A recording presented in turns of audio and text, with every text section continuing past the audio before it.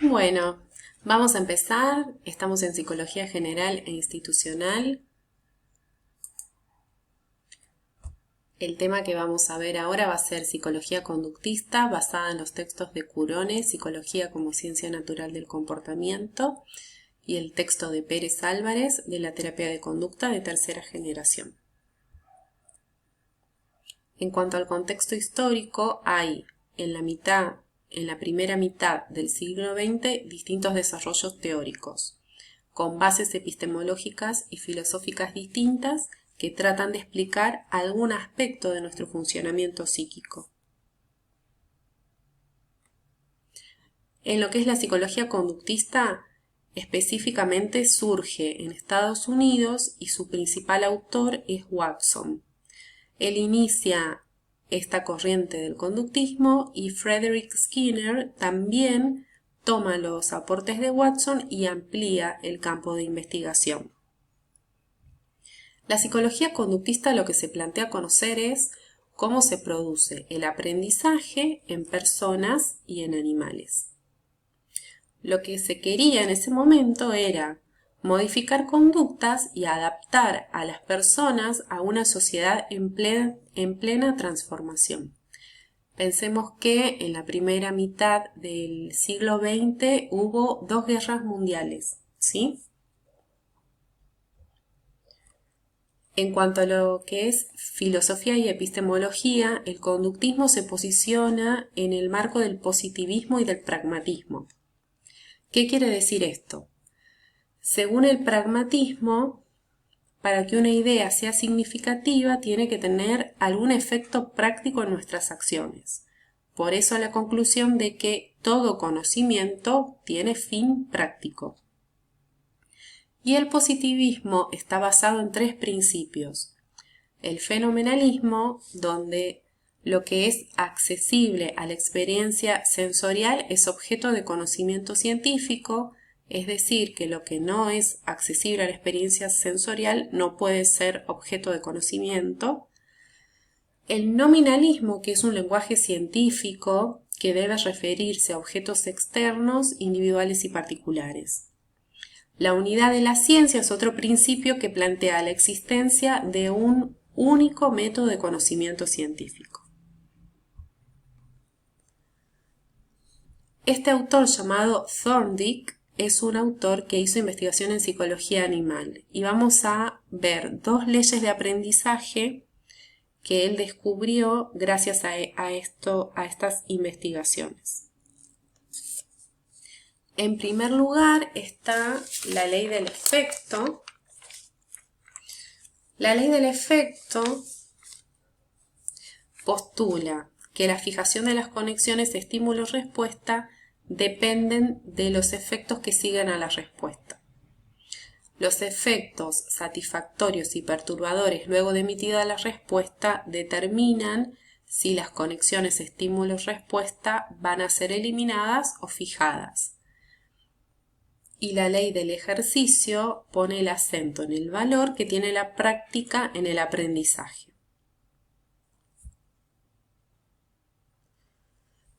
En cuanto a las formalidades, el conductismo como paradigma científico de la psicología tiene sus inicios en el año 1913. Veamos ahora lo que es el conductismo clásico. Uno de sus referentes o principal referente es John Watson. Él propone una ciencia libre de conceptos mentalistas, como la conciencia, el alma, la mente. Hace una crítica a los métodos introspectivos, porque dice que el conductismo es una ciencia natural y el objeto de estudio tiene que ser la conducta observable. Por lo tanto, el método de estudio va a ser la observación experimental. Según Watson, el fin es la predicción y el control de la conducta. El fin de la psicología. Los problemas a resolver es, dado el estímulo, predecir la respuesta, dada la respuesta, inferir qué estímulo la produjo, y si una respuesta no es heredada, explicar cómo se aprendió. Estos serían los objetivos de la psicología conductista.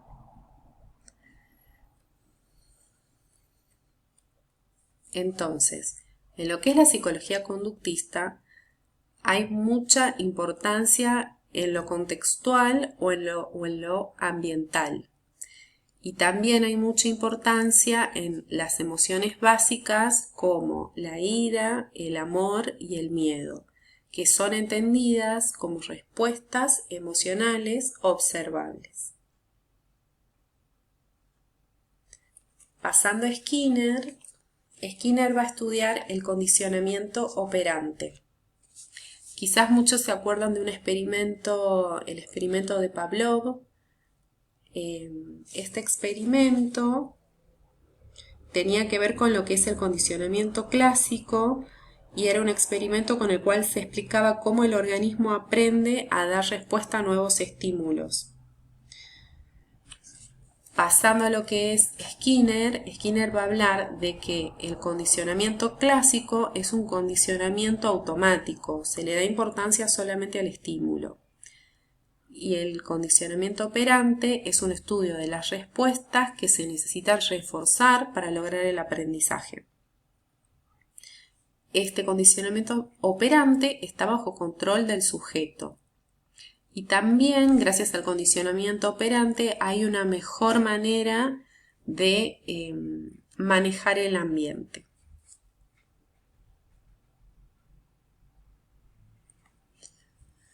Bueno, llegamos al siguiente texto. Habíamos visto el texto de Curone, algunas cuestiones centrales del conductismo en sus inicios. Y ahora pasamos a un texto muy diferente. Este texto es un texto que va a hablar del conductismo, pero de una manera mucho más general, porque va a hablar de las diferentes etapas que tiene el conductismo. El conductismo hasta el día de la fecha tiene 3 etapas, por eso dice la terapia de conducta de tercera generación. O sea que hubo una primera generación que, si la podemos ubicar, esa primera generación tiene que ver con lo que venimos hablando hasta ahora, que es lo que aparece en el texto de Curone, el condicionamiento clásico, el condicionamiento operante. Esto después, si tienen alguna duda, podemos ver algunos ejemplos. Pero para que se ubiquen en el tiempo, la primera generación o primera ola tiene que ver con los desarrollos de Watson y de Skinner. Después hay una segunda generación y una tercera generación. En este momento se conoce como terapia de tercera ola, por ejemplo. Porque a lo que son las generaciones, como acá dice, también se las denomina primera, segunda y tercera ola. Es la forma más popular que se tiene en la psicología de nombrar estos paradigmas de la psicología conductista. Entonces, vayamos por partes. Vamos a la primera generación. La primera generación es la que veníamos estudiando en el texto anterior. Supone 2 paradigmas básicos, el de condicionamiento clásico y operante, que sí supongo que les suena. Este enfoque de primera ola supone una rebelión, porque instaura un tipo de terapia psicológica sustentada en principios científicos. Antes del conductismo no existía una psicología sustentada en principios científicos. Científicos a la manera de esta base epistemológica y filosófica que vimos, que tiene que ver con el pragmatismo y con el positivismo, ¿sí? Y además la primera ola va a tener una vocación ambientalista o contextual, o sea, va a tener importancia el ambiente. Vamos a la segunda. La segunda generación todavía no vimos ningún contenido. Esta generación aparece en 1970. Ustedes en el texto tienen qué es lo que va logrando cada generación. Por ejemplo, esta generación o segunda ola lo que logra es tener tratamientos psicológicos con eficacia comprobada. Es decir, se ha comprobado que son tratamientos que sirven para resolver los problemas.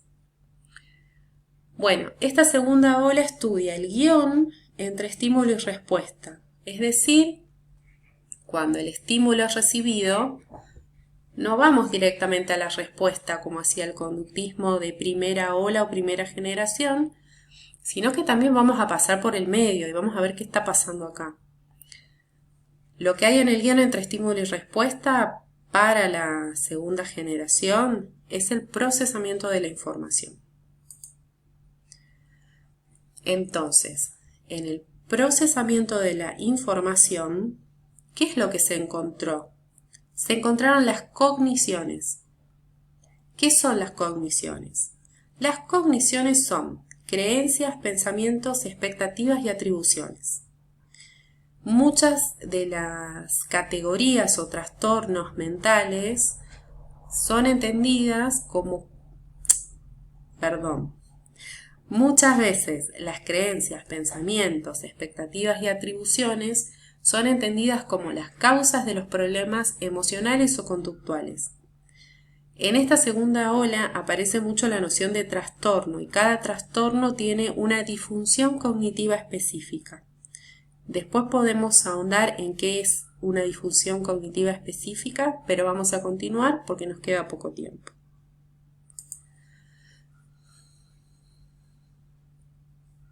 Bien, seguramente habrán escuchado, si en algún momento charlaron con alguien sobre psicología, de la TCC o terapia cognitivo-conductual, que es como popularmente se la conoce.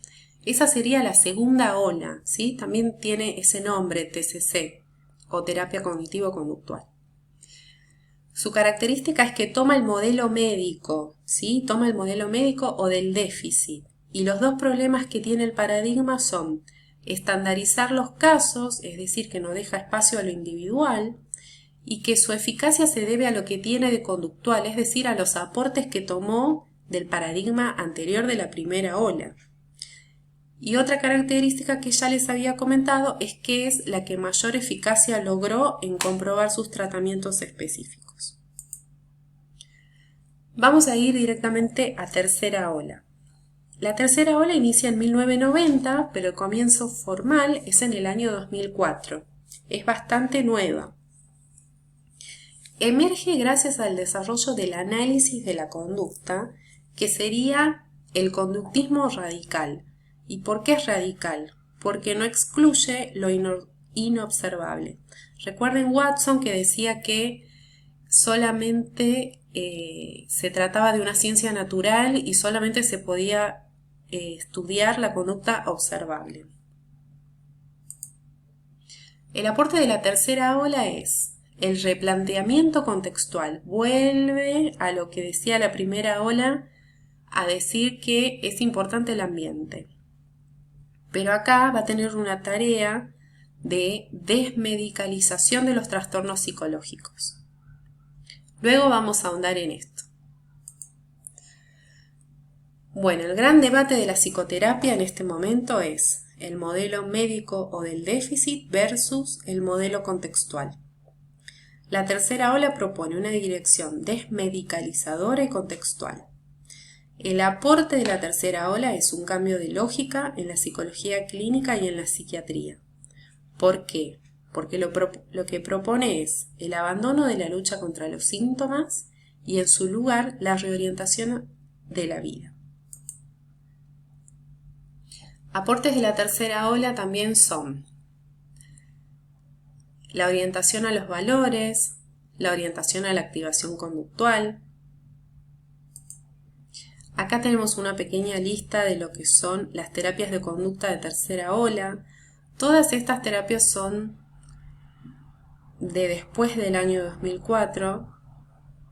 Podemos ahondar en cada una cuando tengamos el intercambio presencial.